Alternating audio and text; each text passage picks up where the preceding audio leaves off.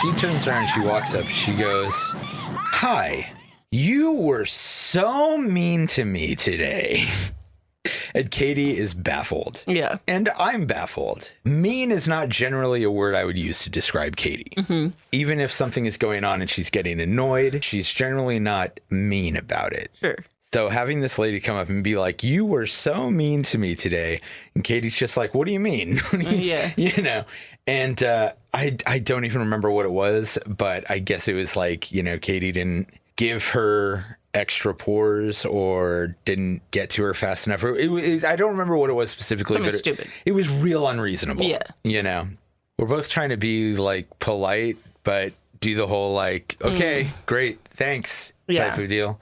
The lady just starts for some reason talking about her sex life and people are so weird. How much her husband loves dildos in his butt and her squirting capabilities.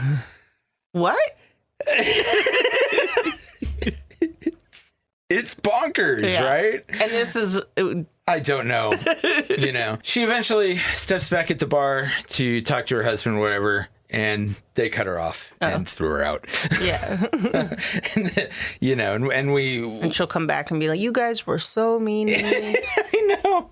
It was wild, and it was just after that really brutal week that Katie had just gone through. I felt just so bad for her. Good times. We didn't have anything even remotely like that happen, but on our way home, we did have a situation where it was the whole thing of like, this stranger won't stop talking to us. We want them to go away. It's a far drive. We stopped at McDonald's, and it was a McDonald's like in the middle of nowhere. It's like... It's the only time to really stop at a McDonald's. Right. And so like... A Greyhound bus stopped at the same time that we did, but I guess like a guy was in the bathroom and the Greyhound bus left. And so he was just like, "How do I get to Amtrak?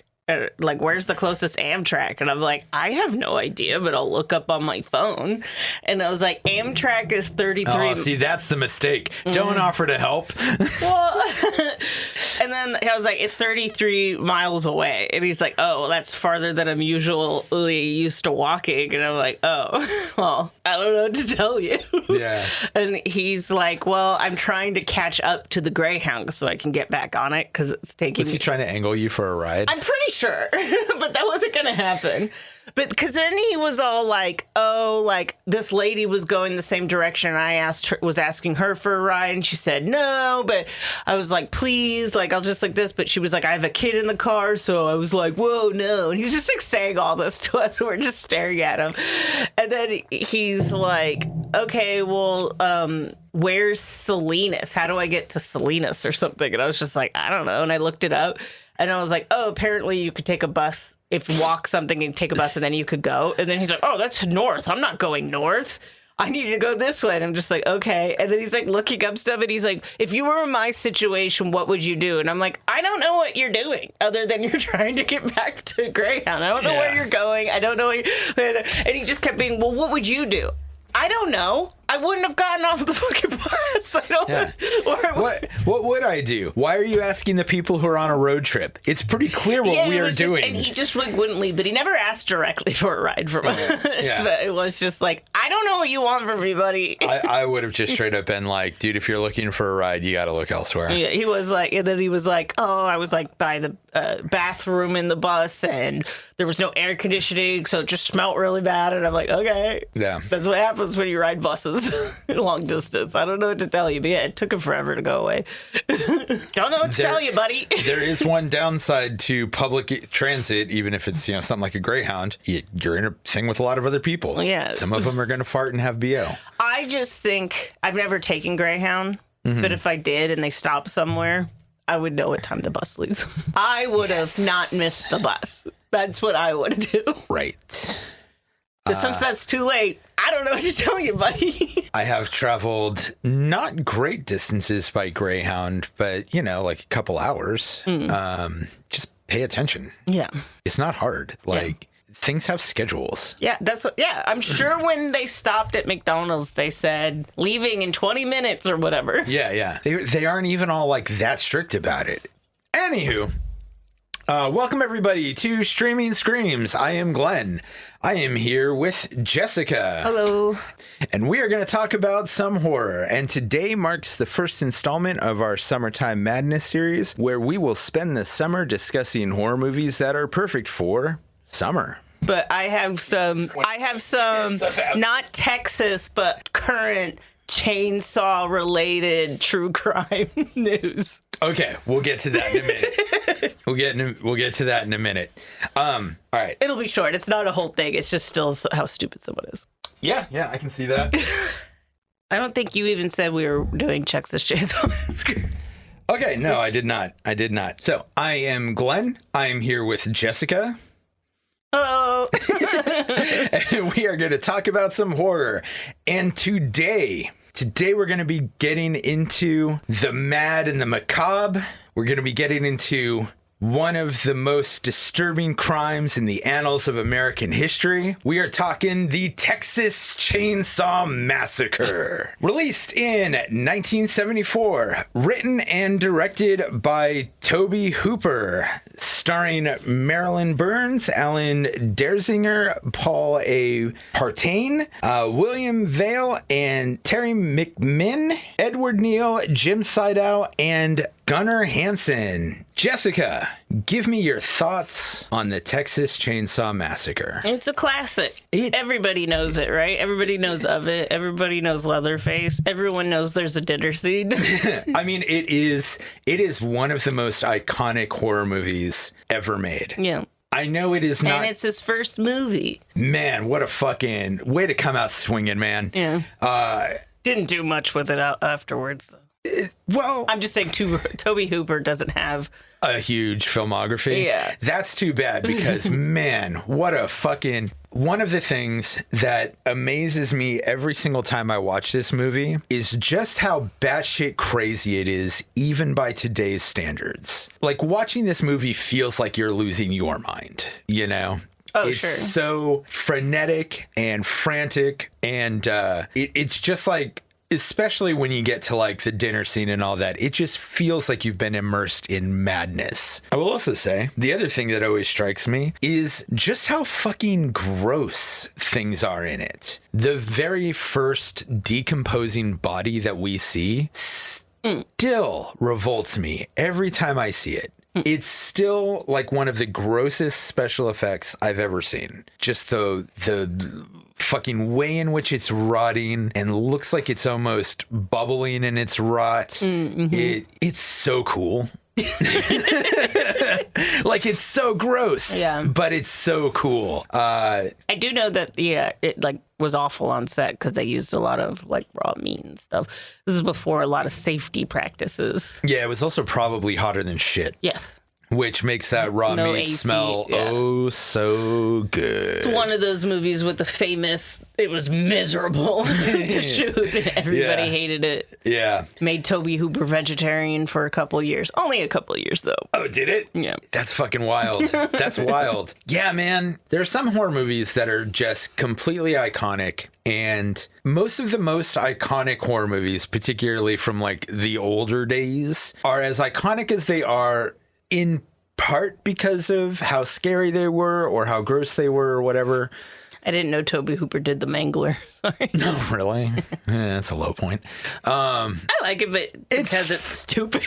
It's stupid. But one thing that a lot of those more iconic movies, even the more mainstream audience, mainstream critics, and people who aren't super into horror, they'll tell you The Exorcist is a really good movie. It might not be their cup of tea, but they'll acknowledge it as like a great movie. They'll tell you that Halloween is iconic for a reason. They'll still turn their nose up at the Texas Chainsaw Massacre because it's just fucking crazy and gross and almost unpleasant to watch in a way. Yeah, but I will say, like, because I don't watch this movie that often, and in most recent years when we watch it, we're probably drunk or high. I watched this time like sober, and man, I forget how much they really just try to ram a message down in the beginning. It gets kind of tiring. Which message? About the meat industry. Oh yeah, the meat industry. I was like, I didn't pick up on any of this when I was a kid, and it's so like it's not even subtext. No, it's just literally like it's literally about the death of rural America. Yeah. It is heavy-handed, but it's also not an unimportant message, and it's still really relevant today. Sure. Like, we still have advances in technology are still fucking killing jobs. I just read today they're trying to get a data center in Pittsburgh. Oh, fuck that. Yeah. Fuck that so hard. So there's already like petitions against it. Great. No, fuck that. Fuck that shit. Fuck data centers, man. We have enough. We don't need more. We don't need more. Stop cramming them full of AI and we'll be fine. Yeah. New advances in technology are still being used more to destroy jobs without any like recourse for the people who are put out. Like, I understand there's a lot that I think is great about making jobs easier or automating things so that people don't have to really do them. That's fucking fantastic. But if we're going to just do that everywhere we can't fucking do it without like UBI or retraining people who are losing their jobs for other jobs, or we can just making the work week shorter. Like, there is really no reason for people in most industries to work five days a week anymore. You know, I know that I've told you this, and statistics might have changed over the past 10 years, but there was a project that I was doing for a company that I was working for about 10 years ago that involved doing extensive research. And I mean like actual research, not like YouTube video research, but extensive actual research on workplace productivity and how various things affect it. In particular, I was specifically looking at how air quality affected it. But just in doing that research, there were a lot of other interesting things that I found, such as the average office worker only actually works about 3 hours a day. The rest of the time is fluff. Sure. And I can totally see that. So, like, why? Why waste all of our time on this shit? Anyway, point being, I agree with this message. Cool. Yeah. And there's other aspects to it, you know, corporate consolidation, unfair competition practices, things that are putting the working man, as the old man in this movie would say, out of business or out onto the streets. It's fucked up. It is fucked up. So I do think it's relevant, but yes, it is. They do ram it in pretty hard. Yeah. It's just funny because as a kid, didn't even like notice. Yeah. And it never does actually stop. Like, it's real obvious when they're talking about the slaughterhouse in the beginning, you know? Yeah. Well, then everything he describes of how they killed the cattle and how like the bolt guns aren't better and like the sledgehammer, sometimes you have to hit them twice. They end up doing that. Everything they say they do with the animals, they do with the people. Yeah. Yep. Yeah. There's also, even though the messaging sort of decreases after the heavy-handedness of the first, half hour, it never actually goes away, because Jim Sidow's character, the old man, really frames everything that he does, no matter how fucked up and crazy it is, he frames it as being a businessman who's just trying to get by, Yeah. Like being a small businessman who's just trying to get by. Yeah, fucking crazy movie. And it is really easy to forget that there is like a point being made. Right. Though also, don't go into people's houses. This is all their fault. I actually call this sometimes a reverse home invasion movie. Yeah. Yeah. I'm like, everyone just keeps going in their fucking house. Yeah. We'll get into that in just a minute. But first, you mentioned something about a true crime incident. Oh, okay. Just happened a couple of weeks ago, but it just a true crime thing involving a chainsaw. It did not happen in Texas. It happened in LA. But so, do you know who the rapper David is? But he spells it with a 4. I've heard the name. I've never heard the music. Yeah. So he apparently got popular because one of his songs was on the first season Arcane. Okay. As far as I know, that's how he got popular. But he's been grooming this child for a really long time. Well, every good story starts with that. Yeah, who unfortunately was found chopped up in the back of his car while he was on tour. I hate to ask, how old? 14. But he'd been, and he's only 20, but it's like he'd been like grooming her since she was like 12 or something. I know, a lot of the reports will say not... she was 15 because her body was found when she would have been 15, but she was killed when she was 14. It is all the more tragic that she was young. Yeah. Sorry. Yeah. I couldn't help myself. Anyways, child. And it's like everyone knew she was with them, but it was like she was one of those things where she's a regular runaway, so the cops don't want to do shit. Anyways, what I wanted to mention... Useful as always, those cops. Yeah, anyways, so what I want to mention about this David guy totally did it, even though he tried to be like, well, I was on tour, so how could I? But what's funny is there's just like all this mounting evidence of it, including because he's a dumbass, like not trying to help anyone get away with murder, but like don't go to one store to like get all your items. You gotta spread that shit out. Yeah. Like, so he went, and I think it was at like Home Depot. Also, he Amazoned a bunch of this shit. But anyways, he got to get rid of this body. He got like plastic and like all this stuff. But one of the things he got to dispose of the body was 2 chainsaw and a blow up kiddie pool. You put those on the same order? Yeah, but also a blow up. You're gonna cut up a body with a chainsaw and a blow up kiddie pool. Boy, it's blow up. Boy, you better not slip up even the least. Just what? Wait, so in my head, was he just planning on like putting her in the pool and doing it? Yeah, like I think so. He was going to suspend her above it, right? How? I don't know. With rope? I guess. Because that. I assume no. He's cutting it up in there. This is a 20. What the fuck is he? Where would you be able to hang up a body? Because let me tell you, you're not doing it by yourself. That's for sure. With a pulley system, sure. Well, yeah, but dead weight. I'm just saying, people would be dead weight is very difficult to deal with. That's why most people think they can deal with the body. You can't. No. That's. I also hate the whole thing. That's what the pulley system is for. When people say to like, if you have a body, to bury a hole straight down and bury him this way, and I'm like, how are you gonna get him in that fucking hole? This is a real thing people say to hide a body. Also, how are you gonna get yourself out of the hole? It's true. But anyways, I just thought it was funny. That's all I wanted to say. It's just because it's local. Or not local, but up-to-date true crime involving chainsaws. But yeah, I imagine he did it in it because I didn't hear anything in at least the reports of her being suspended. I should make like a little like breaking news type jingle for when you want to insert a true crime story. Jessica's true crime. But it's spelled deforded. It's D-A-V-D. 4-V-D. If anyone want to look Start that spelling over again. D. Jesus Christ, Jessica, you're a hot mess today. D-4-V-D. Deforded. Okay. Anyways. That's a terrible spelling. Yeah. But also he seems like a dick. Yeah. Sounds like an asshole. Yeah, he has a song apparently called Romantic Homicide where he talks about killing like a lover, and it seems like he did everything in that song. Well, I guess he's at least true to his heart. Yeah.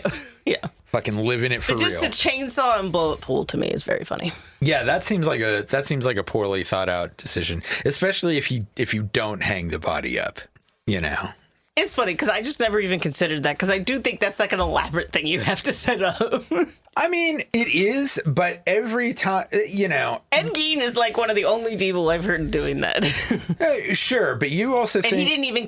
that was you're way more into true crime than I am, and so when you think about these things, you think of them in terms of true crime. I'm still always thinking in terms of, like, horror, so when you're telling me... so when you're telling me this, I'm seeing, like, Scarface. Oh, yeah, sure. Sure. I mean, not that that's a horror movie, but that scene sure is. Yeah. I'm thinking of Scarface. I'm thinking of other movies I've seen where a corpse needs to be dismembered. Yeah. I mean, I don't know. We just watched Dust Bunny and he hangs that body up, before he starts. True. This guy, he probably has a gym in his house. I don't know. I'm assuming he's rich. I don't know. Who knows? Don't groom children. Don't fuck kids. Don't groom kids. Don't kill people with chainsaws. Maybe don't kill people. And don't use blow up pools to clean it up. So like, okay. Oh, we gotta talk about this movie. setting the chainsaw aspect aside, because obviously the chainsaw is just asking to destroy that pool. Yeah. The fuck was he gonna do with the contents in the pool? I have no idea. Like, Oh, was that? like once you've just got a pool full of blood Just down the and drain, body right? parts. Well, not the body part. The body parts you put in bags. The blood goes in the drain. I mean, how do you get it in the drain from a kiddie pool? I mean, I guess buckets. No, it's gonna make such a mess. I have no idea. Yeah, right? This man did not think this through. No, he also went on tour and just left the car with her body in it on the street. And then, so it got towed. And then it started stinking at the tow yard. So, like, no, these people are idiots. Yeah, I mean, I would never accuse... I'm laughing at the idiocy of this guy, but what actually happened is very sad. I would never accuse a pedophile murderer of being smart. Yeah. No. He also, like, Ubered her to, like, his house and stuff, and there's, like, a record of all that and stuff. He's such an idiot. Fucking fool. Texas Chainsaw Massacre. So, first we've got the kids. Marilyn Burns as Sally Hardesty, our final girl and Franklin's sister. One thing about this, the kids have like personalities, but there's not like a ton to say about some of them. Like even Sally, she's a great screamer, you know? Yeah. Maybe she didn't want Franklin on this trip. Maybe she did. I don't know. Either way, they spend they spend a fair amount of it not really thrilled with each other. Alan Danzinger as Jerry, Sally's boyfriend. He's kind of like the jock one, I think. Or not the jock one, but the jock one. Yeah. Paul A. Partain as Franklin, Sally's wheelchair-bound brother. On one hand, he is the most annoying and demanding character. On the other, he does also get left behind by the other characters a lot and is kind of just stuck. He constantly, when they go places, I'm like, what is he supposed to do? Yeah.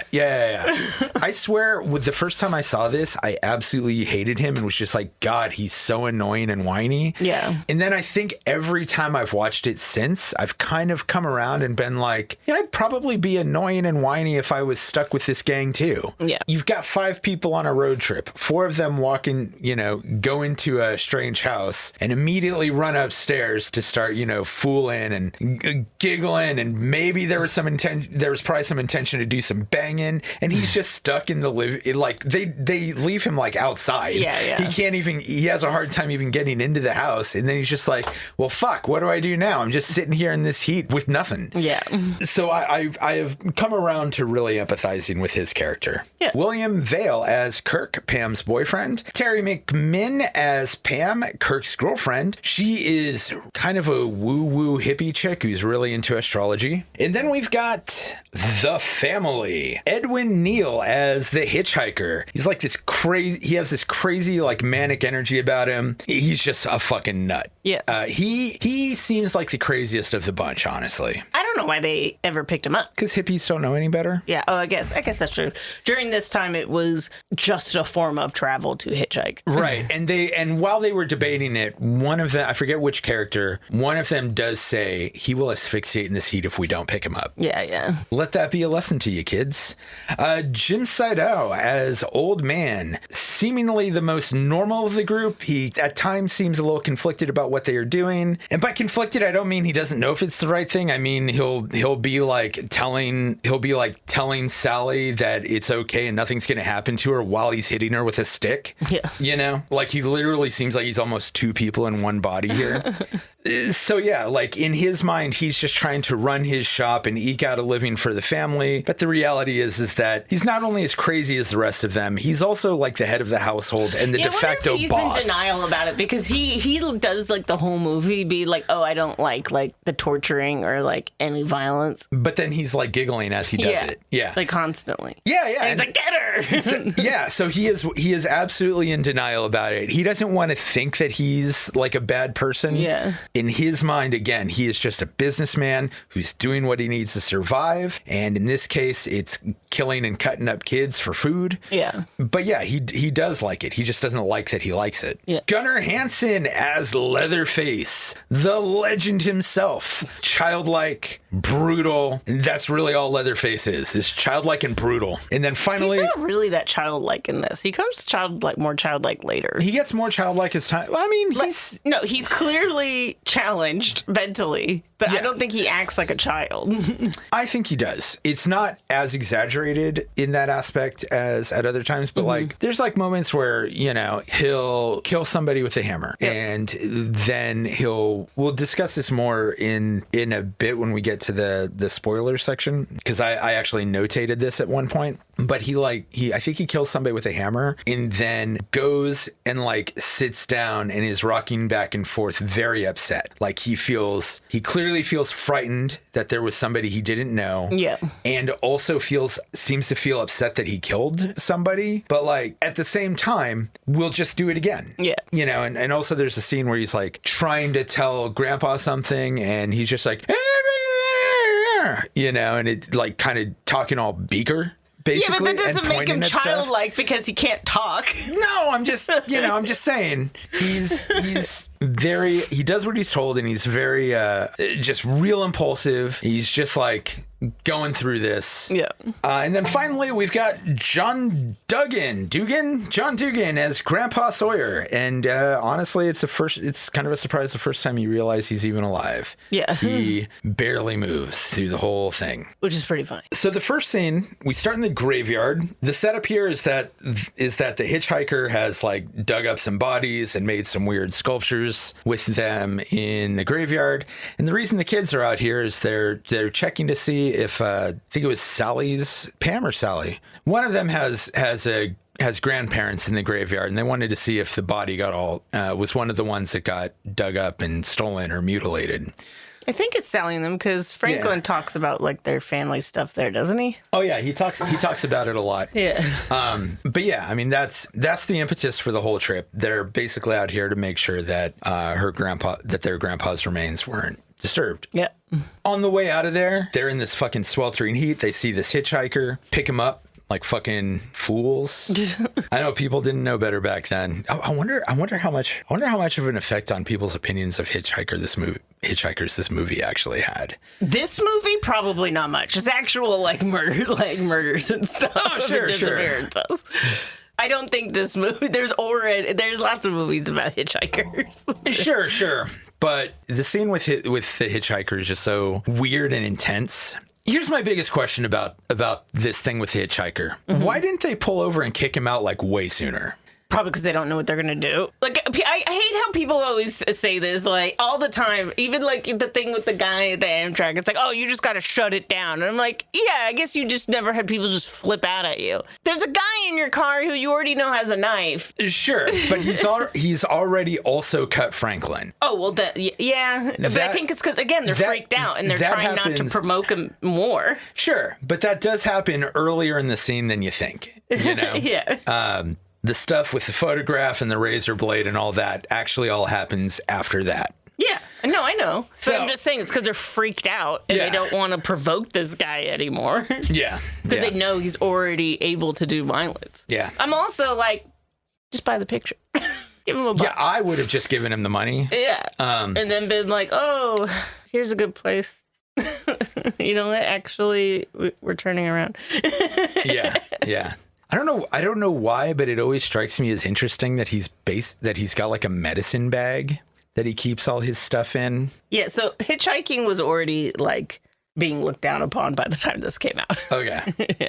I guess it made more sense as a practice when fewer people had cars, you know? It started when fewer people had cars, yeah. Like when cars first came around. Yeah. Like, and then also just like forget. But they used to have like literally like ad campaigns about like to save gas, to like instead of like we had carpooling, they're like pick up somebody. Get a hitchhiker. Yeah. It's I don't know. It's it seems like a risky practice. Back in the day. But it used to be like your teenager would literally go, I'm going to a show, and you're like, how are you getting there? Oh, I'm gonna hitchhike. Okay. Yeah. See you whenever, because I don't have a way to get a hold of you. Yeah. It's It's crazy thinking about how people used to live. Honestly, even when I think back on like when I was much younger, there were times that like when I was taking a bus and somebody would come by and be like, hey, does anybody just want to ride cross the bridge? I'm trying to get out of having to pay the toll. Yeah. You'd be like, shit, yeah, don't got to pay for the bus. Get a ride right to my neighborhood. Fine. Or I did the same thing. After I got a car, I'd swoop by there and be like, well, I don't want to pay the bridge toll. Who wants to ride into town? You know? And I don't think I would do that anymore. Yeah. Anyway, I also want to note the feeling of craziness in this movie starts like immediately, and it ratchets up as time goes on. But like even at the beginning, like while they're in the graveyard, you've got like the drunk guy who's babbling about how he sees all the horrible things that go on around here, and you think that he's just a drunk guy like babbling and being crazy. He's probably actually referring to some of the stuff that the Sawyers have done. True. You know, but it just immediately gives you this feeling of just stepping into a world of madness. Yeah. So anyway, they need gas. They go to a gas station, which is where we meet the old man. In later movies, he would be renamed as Drayton Sawyer, but in this movie, he's just credited as old man. Yeah. And he's like, you know, I don't have any gas, but he answers some questions that they ask about, you know, property that their dad has around here. And they're like, while they wait for gas, they're going to go to this house that their dad owns, and they're just going to chill there, I guess. Yeah. Imagine. Which the guy clearly has gas. Yeah. He just says no because the hitchhiker marked their car. Right. Right.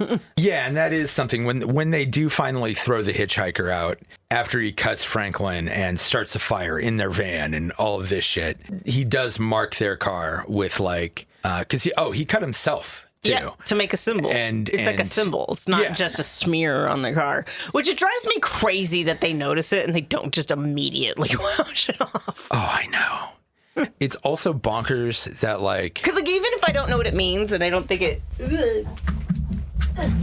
Drop my phone. I know. On your foot? Oh, yeah. Sorry.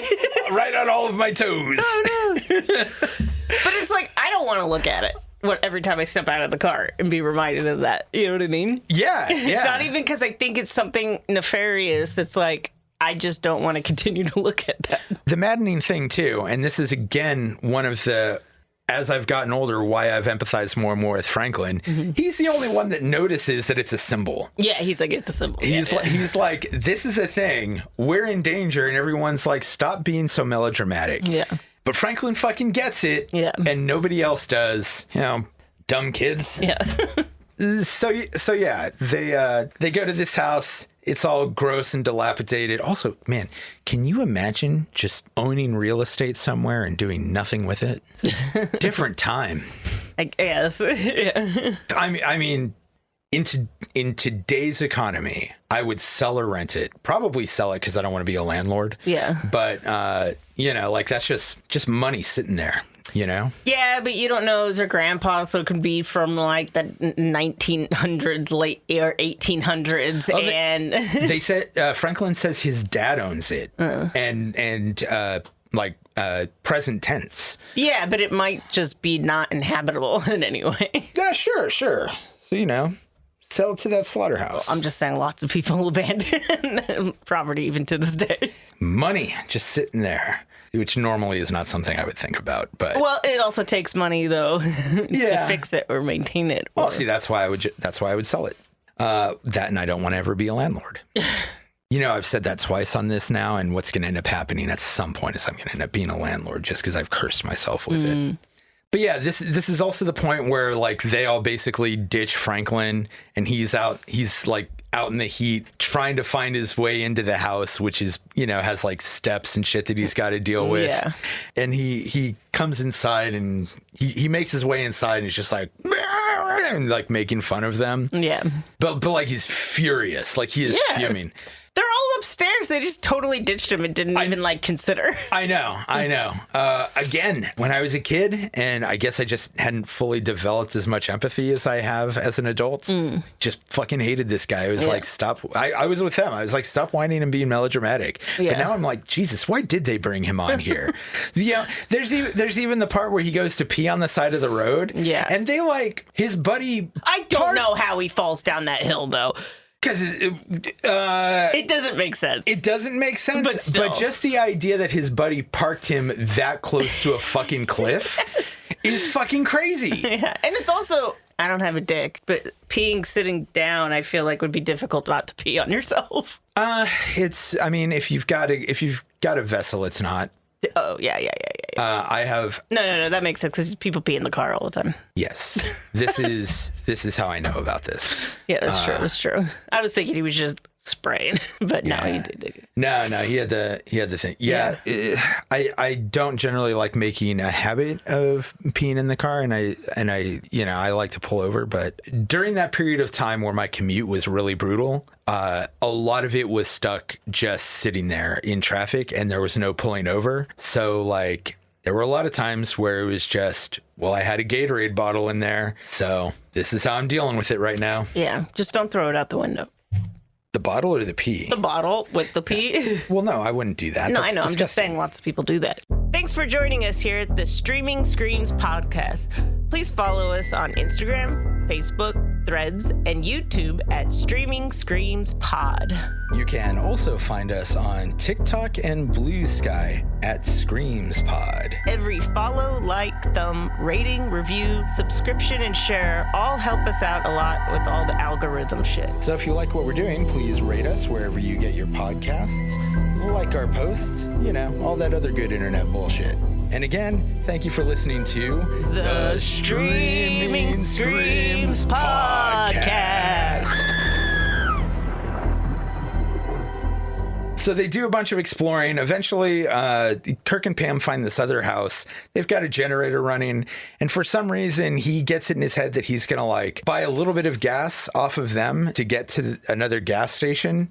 Yeah. But like, why? The gas station is still not going to have gas for a while. So what are you going to do? Go to like... No, because if they have a generator, that means they have gas.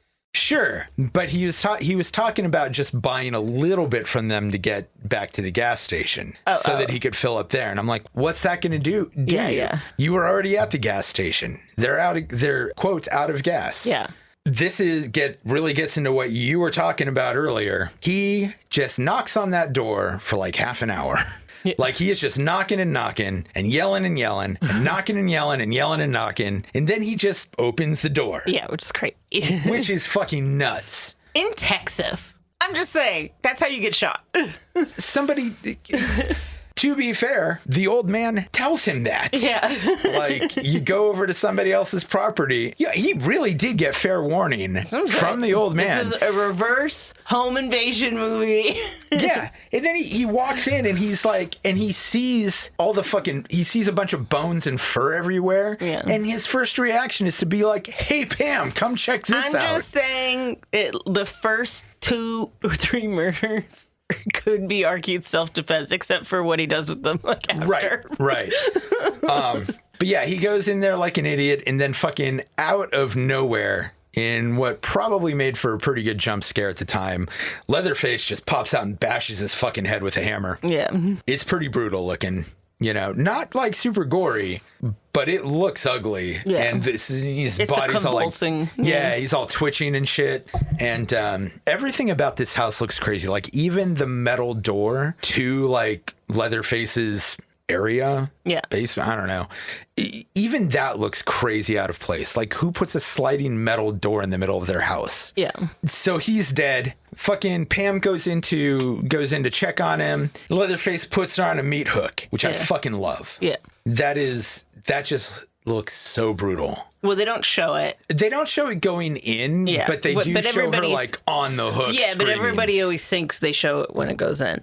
They do that in Texas Chainsaw Massacre: The Next Generation, and I have a feeling No, well, they do it in the remake too, but no, people have always thought that like this movie is way more graphic than it actually is. Yeah, it's really not actually all that graphic. Yeah. But what it is the graphic parts that they have are pretty fucking gross, and they mostly revolve around decomposing bodies. Yeah. But those things are gross, and then the feeling of madness that permeates throughout the movie makes it seem more violent and grotesque than it is. Yeah. But it's not actually that bloody in that sense. Yeah. It's just there's bones and decomposing bodies everywhere. Oh yeah, this is the part where I noted it's also worth noting here that, you know, Leatherface is clearly upset and confused. Yeah. And like after he puts her on the hook, he like sits down with his head in his hands and is like, "Oh my God, what's happening? What do I do?" I mean, he doesn't say any of that because he can't really talk. There's all these people just entering your house. Sure. But I mean, this is his body language. Like, what the hell? What do I do? You know, like he's panicked. Yeah. Eventually, after like kind of getting into it, Sally and Franklin go looking for their friends. Leatherface pops out of nowhere and gives Franklin the saw. Yeah. Which poor Franklin just gets the short end of the stick from front to back. Oh, I thought it was kind of crazy too. Like, this is one of those situations, I guess you don't know what you're going to do. But her taking him into the brush, I'm like, this is where you do have to just find somewhere else to go. Going into there to find your friends, I get it's awful leaving them there, but you really can't take the guy in the wheelchair just into the brush and get anywhere. You're not going to be able to find your friends this way. This is when you leave. Try to go find somewhere else. Go get the sheriff. Yeah. It sucks, but it's like, it's night. We have to come up with something else. like seriously, if they are in trouble. I wouldn't have waited that long even. Yeah, true. But like if they are in trouble, what the fuck is she going to do? Yeah. She can't even push Franklin's wheelchair like through the brush. Yeah. Right? She is clear if one of them is if they're laying in a ditch with their legs broken, she's not getting them out. Yeah. You're going to have to leave. You're going to have to leave. Go get someone. Wheel Franklin back through that brush. Yeah. You know, like just go to the road, make the walk, and, you know, and also if just go to the road, Franklin can wheel himself. Yeah. You know? Yeah. Like it's just foolishness all around. This movie is basically dumb kids go where they shouldn't go and get killed for it. Yeah. Like, these people are awful, but these kids got killed because they're idiots. Yeah. This is kind of... They weren't answering the door. This is kind of you just had to turn around and walk away and nothing would have happened. Right. It's kind of the ultimate... They were there. They were ignoring you. It's like the ultimate don't run up the stairs movie. You know? They don't make a single good choice in this film. So yeah, Sally escapes the house and runs... running through a window, because that's her thing. It is funny. She runs through... She just busts through so many windows in this movie. I think it's only like 2 or 3, but still... I mean, but it's pretty epic both times that she does it. I think it's only 2, but I did notice that, like... I think the first one is on the 2nd floor, too. Yeah. She does go upstairs and she's like, fuck it, I don't give a shit. There's no hesitation. No hesitation. And like she doesn't even make an attempt to like land on the roof outside of the window. She just flings herself through it so hard and over the overhang. Yeah. Like just onto the ground. Yeah, and then later, she'll jump through another fucking window. Bust through those windows. So, you know, props to her for having the guts to do that. Yeah. That's so fucking dangerous. And you don't even see that in movies very often. No. It's just busts through that window. Nope. But she runs all the way back to the gas station, which she should have done in the first place with somebody else. And the old man acts like he's going to help her, but he ties her up, kidnaps her, and brings her back. And there's like a barbecue. There's like it's not a grill. We see his barbecue set up, and it's clearly got human. Yeah. You know. I'm trying to think of because it's not like a grill. It's like, kind of like a smoker, but. Like a low and slow type. Yeah, it's like a grill, but it's one that you like hang everything around and leave it in there a long time. Yeah. Not like a barbecue grill. Yeah, I'm not sure what those are called. Yeah, honestly. But anyways, like he's all trying to help her, and you see in the background, slowly you're like, what is that? So yeah, the old man ties her up, and this is kind of where he's doing the thing where he's talking about how she's going to be okay and nothing's going to happen to her, but he beats the shit out of her with a broom. Yeah. In a scene that is actually probably funnier than it should be. Yeah. It's also funny because when they tie her up to the table, the arms on the chair have like rubber arms. Yeah. Like, it's supposed to be real arms, but they're clearly rubber arms. Like her arms are tied to other arms that are assembled into a chair. Yeah. Yeah, it's great. But yeah, and on the way back, we run into the hitchhiker again, who is of course part of the family, and this is where they drag her inside, and we get the iconic dinner scene. Yeah. Do you remember do you remember your first time seeing this movie? No, but it didn't overly impress me. I know the first time I saw it. Really? Yeah, because I already knew like a ton about it. It's like one of those things, and I sometimes find this movie annoying, honestly. Oh, really? It depends on my mood, yeah. I'm like, what? It's just a bunch of asshole kids that get killed right away, and then some woman screaming for like 30 minutes. You could definitely describe it that way. Yeah. Yes. I'm not sure that I would agree with the sentiment, but No, I used to actually really dislike this movie, and not because I thought it was over the top. I found it irritating. I mean, again, not saying I agree, but I can see where you're coming from. I loved this movie the first time I saw it. And most of it I don't find disturbing. I find funny. This titular dinner scene thing. It's just funny. See, I think Come on, Grandpa! You can't even hold it. You just keeps dropping the hammer. I'm like, how is this not just funny? So that is funny. So it's interesting. This is something that I was going to bring up when we do Texas Chainsaw Massacre 2. Mm-hmm.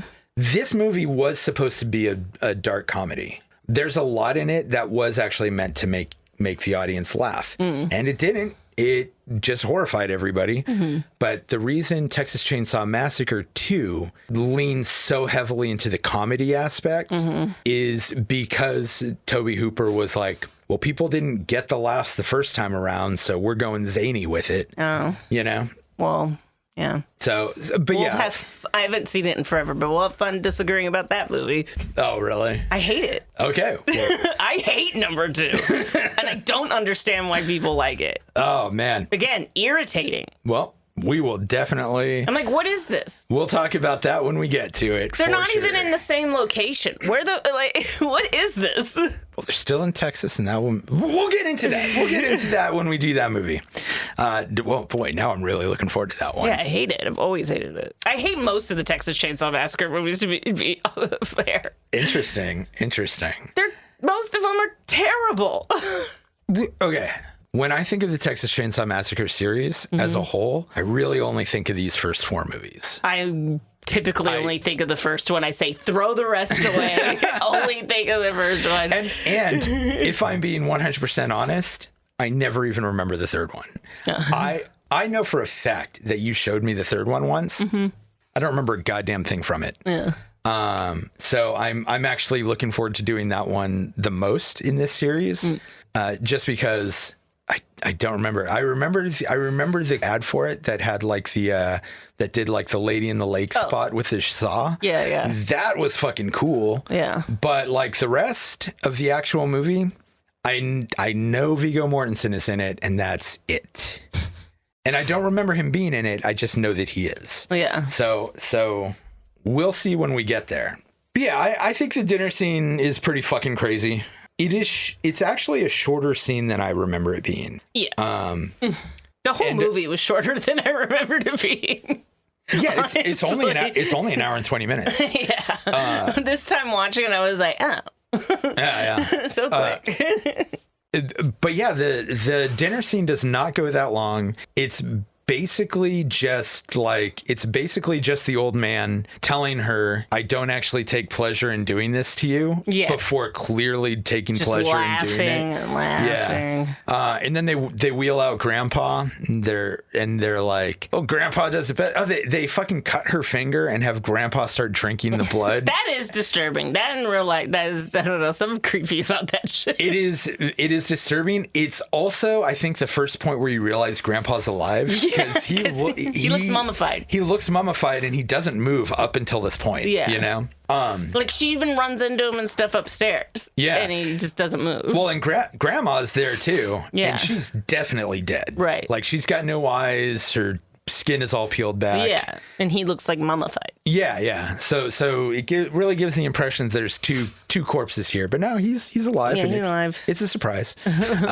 It's very, but yeah, it is funny because they're like, all right, time to fucking slaughter this chick. I can totally see what you're saying about this being annoying. Because she starts screaming, and then all three of them start screaming, and the music is just like a bad violin, and I'm like, God, it doesn't bother me as much. But I used to like what I only like this in the sense of it being like a classic. Like the first time I saw it, I was like, God, that movie's irritating. I wasn't scared. I was irritated. I mean, again, I love the feeling of madness. And it's just a close up on her face and stuff, and I'm like, what am I even supposed to be scared of? It's many close ups on her face, like swiftly cutting back and forth between them, while she's screaming and they're screaming, and old man is laughing, but the hitchhiker is like screaming, and Leatherface is doing his like. Thing. And so I see what you're saying. From my perspective, I again just appreciate the sense of madness. Yeah, sure. Like it feels like you've lost your mind watching this, you know? And I love that. I absolutely adore that. I could watch this movie a million times and never get sick of it. Yeah. But they do decide to slaughter her. And so then we get the fucking hammer thing that you were talking about where they're like, let Grandpa do it. And like funny. Grandpa just, can't even hold the hammer. Yeah. And eventually just from them fucking up trying to kill her so many times, even though they've just got her on her knees on the floor here and there's a hammer involved. Yeah. She's able to break away, and that's where she jumps out of the window. Yeah. Again. So I really love this ending because like when she jumps out of the window, it's daytime now. Like this is all gone through the night. Yeah. And the sun is breaking and she's gotten out of the house. And for a moment, you have this illusion of safety. Oh, which like does make me go, is this not a breakfast scene, though, and not a dinner scene? Because it's clearly morning. I think the idea is it goes on for fucking ever. They're we only see it for seconds, but I think they spend like hours with Grandpa trying to hit her head, And yeah, but like you have this moment of illusion of safety. It's almost like a fake ending. Yeah. Where you're like, she escaped and the sun's out, which generally means danger's gone, et cetera, et cetera. Okay, never. What was that? I just don't think that's true in most horror movies. I think people say that that's true, but it's not true in most horror movies. It's always, most horror movies actually kind of take place in the day and night, and stuff is still happening. Unless it's like vampires or werewolves. True. The day doesn't do shit. That is true. But, but symbolically speaking, when day breaks at the end of a movie, the language of film says it's over. They're moving on. They're getting away. But she hasn't. Yeah. Because the family comes bursting out of the house themselves. Leatherface has got the chainsaw running. And did you know while they were filming this for many scenes, they just had a real chainsaw with the chain on? Yes, I did. It's wild. It is fucking wild, isn't it? How nobody got hurt is crazy. I don't know. Like I was that because I knew that. Like I've known that for a while. So watching it this time, I'm just like watching like how close that chain gets to stuff. It was just the end scene of him just wildly swinging it around. I'm like, you're gonna cut your leg off, dude. The fucking. It is madness, man. Like, and I know I've talked a lot about madness in the movie, but like even behind the scenes, they've got this fucking chainsaw going. It's Texas in the summer. Yeah. It's got to be a fucking 100, and they're throwing raw meat all over the place, like pig's blood. I think is what they're using. Like it has got to smell. Yeah, it was awful. People have got to be getting sick. No, I heard what the worst part was is having to put clothes back on. And they weren't washed or like anything, and it's having to put that back on, and so they would just wear clothes for days with all that stuff on it. Dude, let me tell you, John and I went to see this black metal band Watain once. And you've heard me say this, but I'm going to say it on the show here. We went to see this black metal band Watain, and they are very like, I don't know if they're like actual Satanists or anything. I don't buy it when people say that they are, even when they're like, oh, they're fucking living it as a black metal band. But The dude fucking does come out with a skull cap full of pig's blood. And I could just see from the way he was holding this what looked like a bowl that like something gross was about to happen. But like he flings this bowl of pig's blood into the audience, and so much of it hits John directly in the face. There happened to be a girl right in front of me who she was not escaping. I didn't like move her into my way or anything, but I just kind of like ducked behind her a little bit. Again, she was getting hit either way. I didn't do anything to her. I just dodged the blood. But John got fully blasted. His clothes and his face were soaked in pig's blood, and he smelled awful. He smelled so bad. Like it was, I'm pretty sure it was December, and we rolled back and I had all of the windows down because I could not stand smelling John. I was looking them up because you were like, oh, people don't like them because they think they're like satanic and stuff. Oh, no. I was just saying I don't necessarily buy it. When bands are doing the satanic thing and they're like, we're real Satanists, we're not like fake Satanists. Yeah. I generally don't put any more stock in that than I do in any other band that, you know, does the whole Satan thing. Yeah. Most Satanists don't believe in Satan because there isn't a Satan. Okay, so because I was going to bring it up. I was like, I thought people didn't like them because they were white supremacists. And looking it up, there was a controversy about that. And I did remember hearing that. There was a controversy about them doing the Nazi salute and them saying it was just a joke. No. I literally just looked it up to make sure because I was like, I'm pretty sure they were white supremacists. Well, no, there was a thing about their guitarist supposedly doing a Nazi salute. They didn't say it was a joke. They just said that's not what he was doing. Oh, and here it says they were doing it in jest. Oh, great. They were like, it was just a joke. So that means they changed what they said. Blended. Yeah, I do remember that whole thing. And I remember being really annoyed because, and I just want to point out, this is after the incident where I saw them. I will not go see. That guy did get fired from the band. Oh, did he? Yes. Good. But yeah, I guess he was like, okay. That makes sense because the interviews that I read were with the singer, and which is not that guy. Yeah. And he was just saying that's not what was happening. Yeah. But I just remembered vaguely something coming up in the news about it. Because I think it was around the same time Pantera got in trouble for saying white power. It was a good while afterwards, but a lot of people brought that up in the same, you know. I do just want to note that I saw Watain before that happened. I am not cool with seeing white supremacist bands. I don't care how fucking good they are. Yeah. And I was really bummed when that happened because as far as modern black metal goes, Watain is one of my favorites. Yeah. But they fired the guy, so there you go. You're good. Yeah. Yeah. Though I'm going to say, I did not like the singer's response to it either, because he was like, that's not what was going on.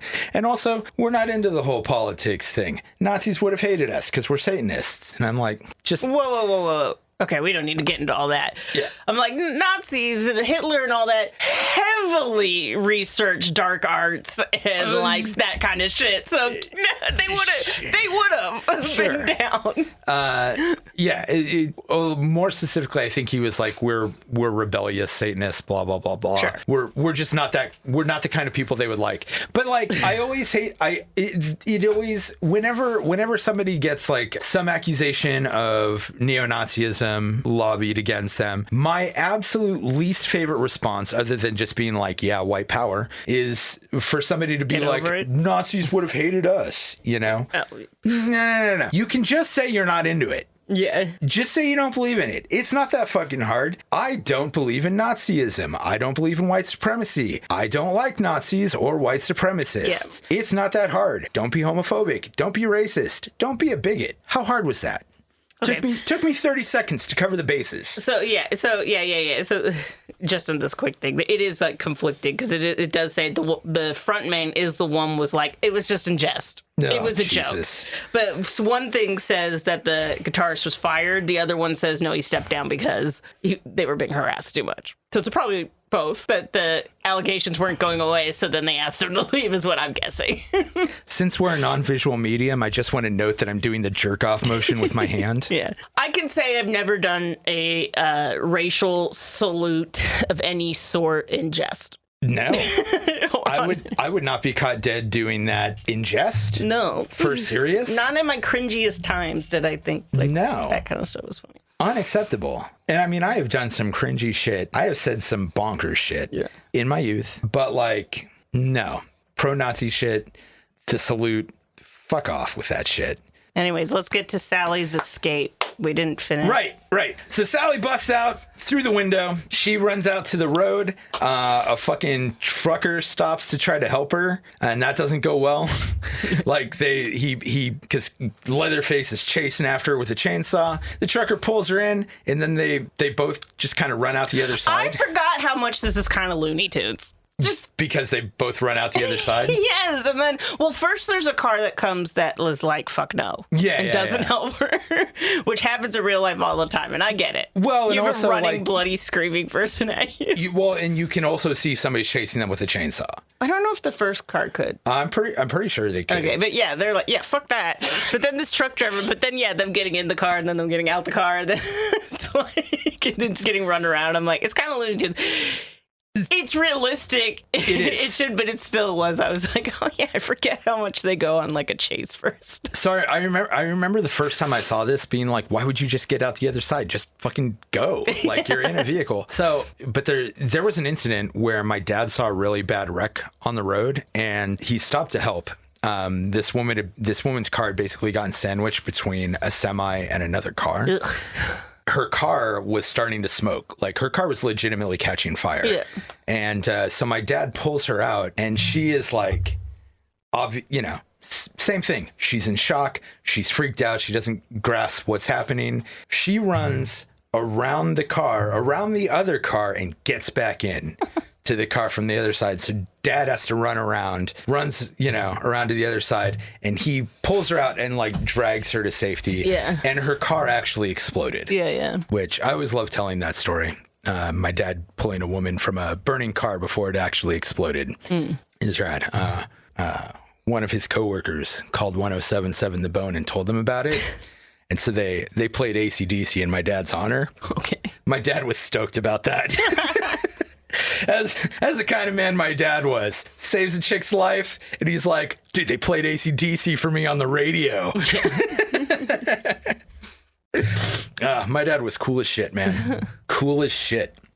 Anyway, so then another truck, like a pickup truck, like stops to help her. She's like getting in the pickup truck. The fucking truck driver is just booking it down the street. We never see what happens to him. Yeah. She gets away. She's like, drive. The driver is going, and her mind just fucking snaps. Yeah. She's like laughing with this maniacally like crazy fucking laugh. Her mind has gone to shit. She's never recovering from this. Yeah. And in the meantime, Leatherface is like dancing with his chainsaw as the sun comes up. Yeah. And it's like this really cool, iconic thing of him just wildly swinging this chainsaw in circles while he's dancing. It's wild. And then just cut to black right there. Fucking great ending.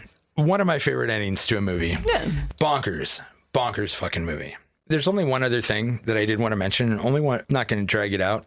It's not just this movie. Mm-hmm. I am always really surprised by how different camera work was back then. Like the speed at which zooms happen, how much people were willing to do like zooming and stuff like that. Mm-hmm. The documentary style filmmaking that they kind of used for this. Yeah. Although there are... a lot of people thought this was real because of the opening.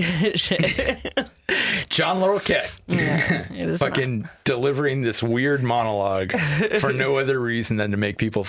Was it supposed to be real? Like... Yeah, they wanted to like make people think it was real. The old Blair Witch before Blair Witch. Yeah. Yeah.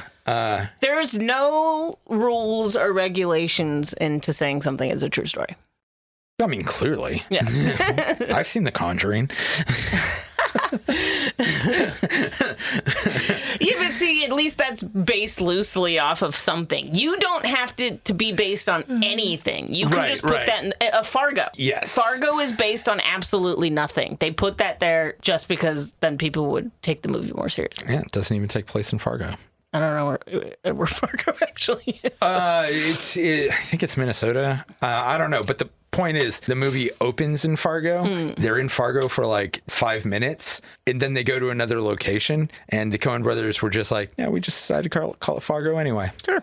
Yeah, fuck it. Yeah, I do believe that there was some influence from like Ed Gein and shit. Yeah, 100%. Lots of influence from Ed Gein. I think that's when people say, like, when they were saying, oh, I guess they did say based on a true story on like some of the posters and shit, didn't they? Yeah. So that's what they were referring to was Ed Gein, who made furniture out of corpses and clothing out of bodies and just really loved making shit out of dead bodies. Yeah, he was a gravedigger. Yeah. He made a woman's suit too. Yep.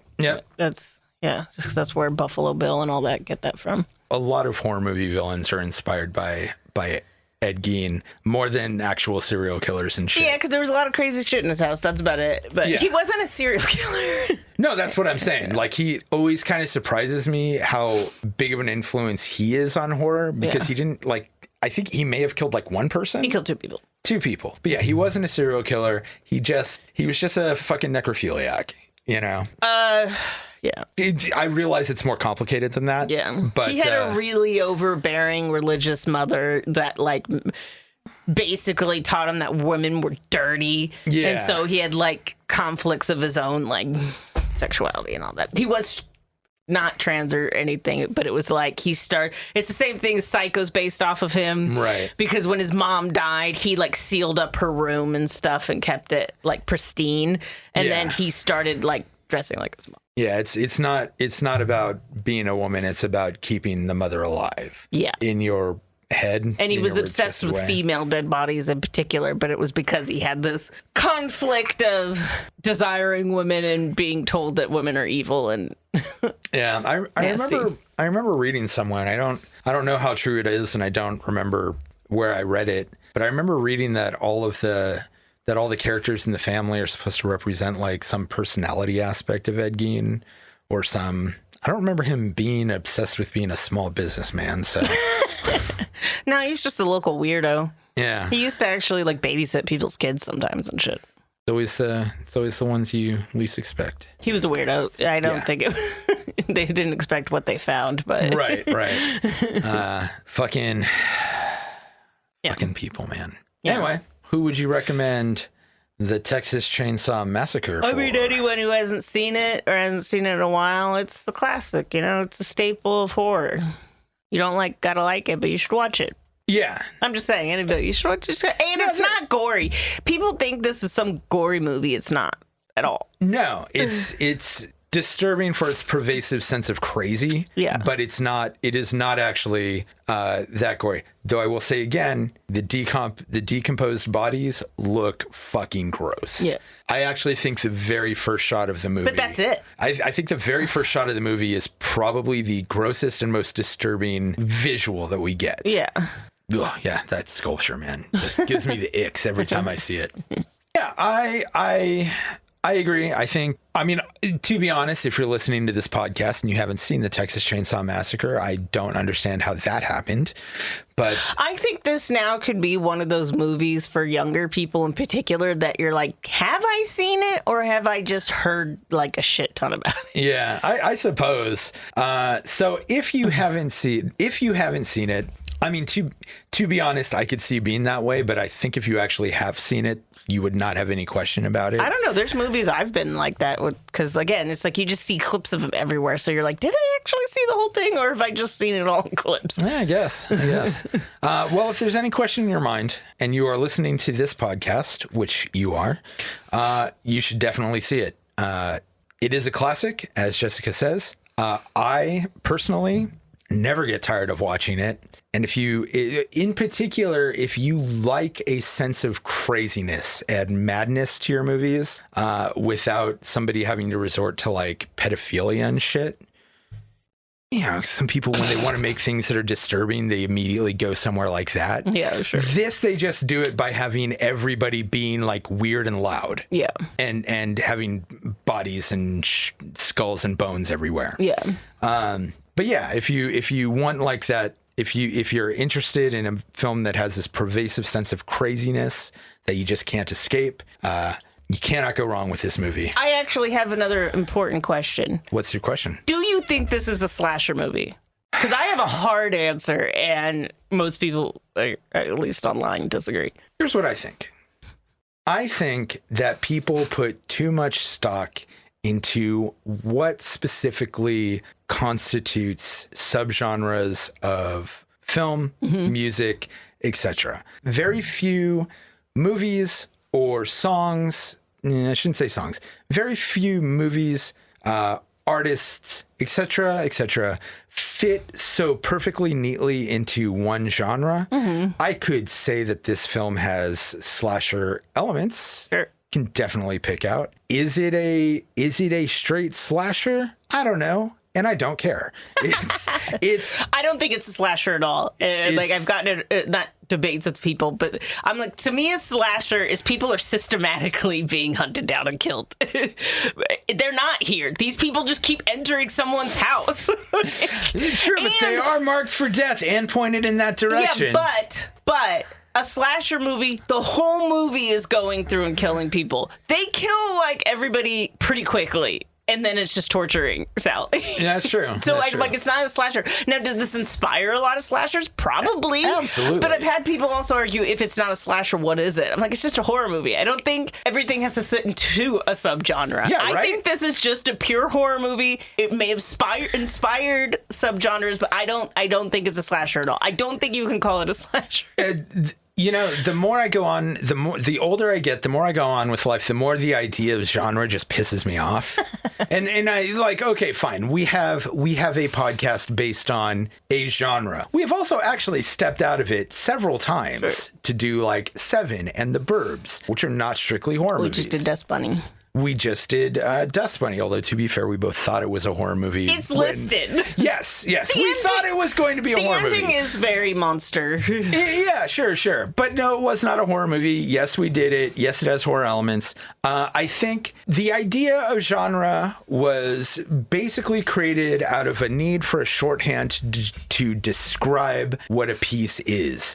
What kind of movie are you going to go see? Do you want like a detailed description, or is it like easy to just say it's a romance, it's a rom-com, it's a screwball comedy, it's a horror movie, it's science fiction? Do we need like 10 million subgenres of it? Not really.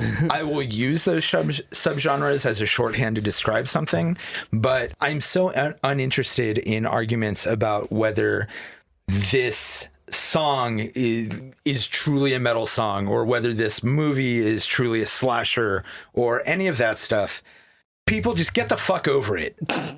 Like shit. Enjoy shit. We don't need to argue over everything. There's plenty to argue about.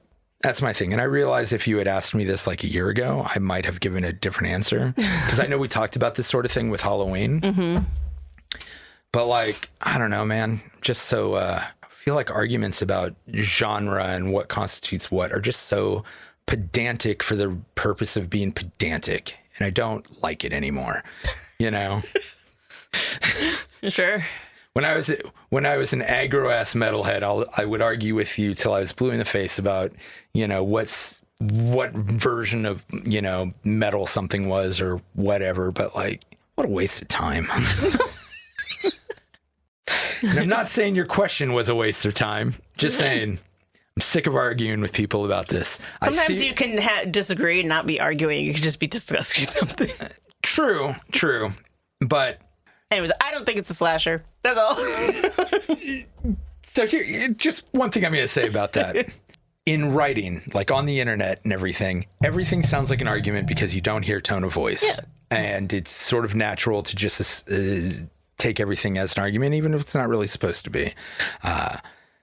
More interested in that kind of conversation in person with you and just having like a conversation about it. But yeah, I honestly don't know. Like Texas Chainsaw Massacre, as iconic as it is, and as many movies as it has inspired, it is still a very unique movie, in my opinion. And like the millions of all the copycats that have come after it still don't quite feel exactly like it. I think House of a Thousand Corpses comes kind of close at times, but like I don't know if it's a slasher. I don't think I have a strong opinion on it. Yeah. To me, it's just like stepping into a world of madness, and I fucking love that feeling. So, I just wanted to make sure you knew I wasn't just dismissing your question. Sure. Like, fuck that stupid shit. You know, Yeah. I just don't think about it as much anymore. Anyway, anything else you want to add before we call it? Nope. All right. This has been a much longer episode than I was expecting. Jessica, play us out. Knock, knock, knocking on my door. I'm not answering. If you come in my house, I'm gonna bash you over the head with the hammer. And then if you keep coming in, here comes Mr. Chainsaw Man. It's the Chainsaw Man. Chainsaw Man. Oh, that's a good one. I like that one a lot.